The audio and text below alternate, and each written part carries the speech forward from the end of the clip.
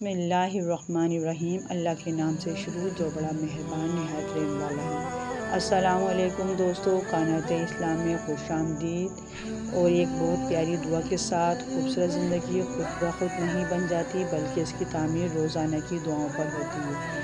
دعا کیجئے، دعا دیجئے، دعا کیجئے۔ میرے دل کی گہرائیوں سے یہ دعا ہے کہ رب کریم آپ کی خوبصورت زندگی کو دین و دنیا کی تمام خوشیوں سے مالا مال کرے، آمین۔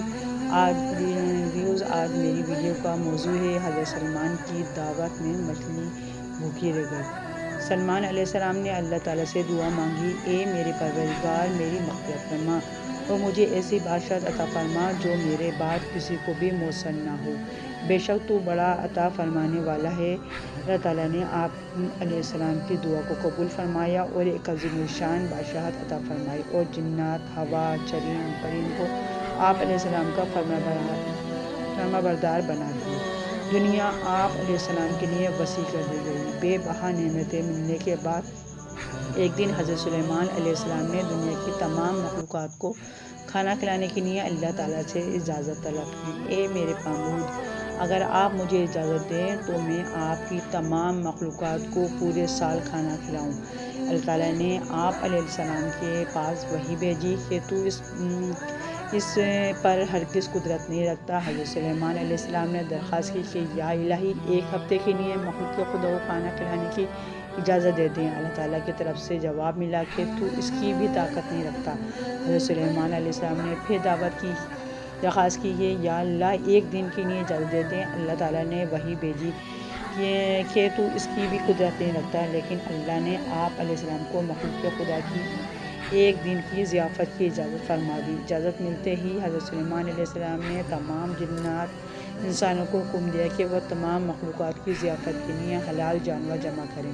آپ علیہ السلام کا حکم ملتے ہی جنات اور انسانوں نے تمام حلال جانوروں کو ذبح کر کے بڑی بڑی دیگیں تیار کر دی۔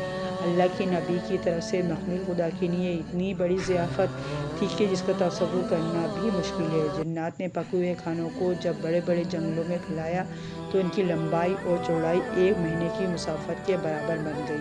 پکوانوں کو تازہ رکھنے کے لیے حضرت سلیمان علیہ السلام نے ہوا کو حکم دیا کہ کھانے پر چلتی رہے تاکہ کھانا خراب نہ ہونے پائے۔ جب کھانا کھلانے کا وقت آیا تو اللہ تعالیٰ نے حضرت سلیمان علیہ السلام پر وحی بھیجی۔ حضرت سلیمان علیہ السلام نے فرمایا کہ میں سمندر کے جانوروں سے شروع کروں گا۔ اللہ تعالیٰ نے بحر محیط بڑے سمندر کی ایک مچھلی کو حکم دیا کہ سلیمان علیہ السلام کی ضیافت میں سے کھائے۔ مچھلی نے سمندر کے پانی سے سر باہر نکالا اور کہا، اے سلیمان علیہ السلام، میں نے سنا ہے آپ علیہ السلام نے ضیافت کا دروازہ کھول دیا ہے اور آج میری ضیافت آپ علیہ السلام کریں گے۔ حضرت سلیمان علیہ السلام نے فرمایا، ایسا ہی ہے اور آپ تو کھانا شروع کریں۔ یہ سن کر مچھلی آگے بڑھی اور دسترخوان کے ایک سرے سے کھانا شروع کر دیا۔ مچھلی نے ایک ہی ساتھ سے مہینوں مسافت کا پھیلا ہوا کھانا کھا لیا، لیکن اس کا پیٹ مکمل طور پر بھر نہ سکا۔ اس نے آواز لگائی، اے سلیمان علیہ السلام، مجھے نہ سکا۔ اس نے آواز لگائی، اے سلیمان، مجھے کھانا کھلاؤ تاکہ میری بھوک ختم ہو سکے۔ یہ منظر دیکھ کر حضرت سلیمان علیہ السلام نے حیرانگی سے فرمایا، تو سب کچھ کھا گئی ہے اور ابھی بھی تیرا پیٹ نہیں بھرا؟ یہ سن کر مچھلی بولی، کیا مہمان کے لیے میزبان کا ایسا جواب ہوتا ہے؟ اے سلیمان علیہ السلام، خوب جان لے کہ جتنا کھانا آپ نے پکوایا ہے اتنا میرا اللہ مجھے دن میں 3 مرتبہ دیتا ہے، جبکہ آج آپ علیہ السلام کی ضیافت میرے روزمرہ کھانے میں کمی کی وجہ بن گئی ہے۔ یہ سن کر حضرت سلیمان علیہ السلام کی بارگاہ الہی میں سجدہ ریز ہو گئے اور کہنے لگے، پاک ہے وہ ذات جو مخلوقات کی روزیوں کے ساتھ کفالت کرنے والی ہے کہ جہاں سے مخلوق جانتی بھی نہیں ہے آتا ہے کہاں سے ہے۔